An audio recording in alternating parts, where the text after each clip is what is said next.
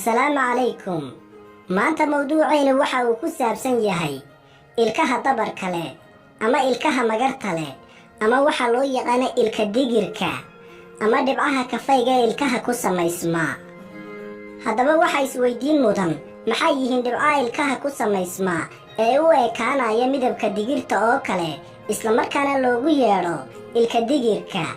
ciladan ilkaha ku samaysanta waxay ka dhalataa maada loo yaqaan fluoride oo biyaha la cabo ku badan. sida dabiicigaana maadadan waa mid caafimaad leh kana hortagta suuska iyo ilka borolka, laakiin haddii ay ku badato ama ay ka badato 1 miligram litirkiiba waxay keentaa xaalad loo yaqaano enamel fluorosis, taasoo ilkaha midabkiisa bedesha. haddii ilmaha ka yar 7 sano ay ku koraan dhul biyihiisa ay ka buuxaan maadadan. haddii ku tayo marka kugu horeysay aadna soo booqato fadlan subscribe noo saar, waxay noo tahay dhiirigelin.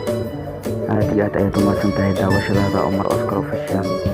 ku xirnaaw barnaamijka xogta caafimaadka. haddaba daawade waxaa kaloo isweydiin mudan halkeebaa laga helaa maadadan ilkaha dabarka u samaynaysa ama ilkaha magarta u yeelaysa. haddaynu taa ka jawaabno, wadamada biyahooda ay ku jiraan maadada fluoride-ka waa wadamo farakutirisa, waxaana badanaa la sheegaa wadankeena Soomaaliya iyo dalka Tansaaniya iyo dalka China iyo dalka Mexico iyo dalka Yemen iyo magaalooyin ka tirsan wadanka Ingiriiska. dhinaca kalena daawadayaal waxaa kaloo jira wadamo badan oo biyahooda ku darsada maadadan iyagoo caafimaad ka raadinaya. sidoo kalena shirkadaha sameeya daawada lagu cadaysto way ku soo daraan si ilkuhu uga faa'iidaystaan.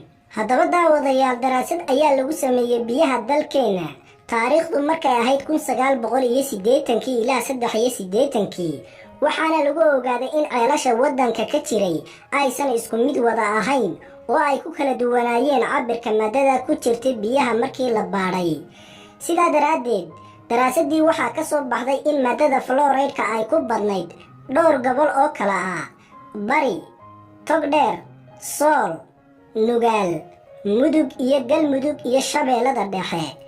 waxayna aad ugu sii badnayd 2 gobol oo kala ah: sool gaar ahaan degmada Taleex qiyaastuna waxay ahayd 4.8 miligram halkii litir oo biyo ah, iyo galmudug degmada Dhuusamareeb qiyaastuna waxay ahayd 4.2 miligram halkii litir oo biyo ah.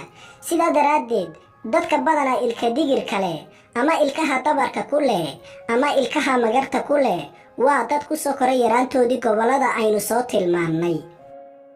intaa kadib daawadayaal waxaa kaloo la isweydiiyaa maadada loo yaqaan fluoride-ka maxay waxtar ama dhibaato leedahay. haddaynu taa ka jawaabno, fluoride-ka waxa uu faa'iido u leeyahay koriimada ilkaha, wuxuuna ka hortagaa suuska iyo caabuqa ciridka ku dhaca, waana muhiim inuu qofku ka helo biyaha. sidaa daraaddeed wadamada qaarkood ayaa isticmaala siyaasadda fluoreynta biyaha si ay uga faa'iidaan. laakiin haddii ay maadadani biyaha ku badato, dhibaatadeedu waa in ilkaha midab ay u yeesho, taasoo qurux ahaan qofku dhibsan karo, iyo in ilkuhu jajabi karaan haddii ay maadadani ku badato. laakiin badana dhibaato ilkaha uma keento, waana arrin laga hooli karo ama laga nadiifin karo haddii aad u tagtid dhakhtarka ilkaha.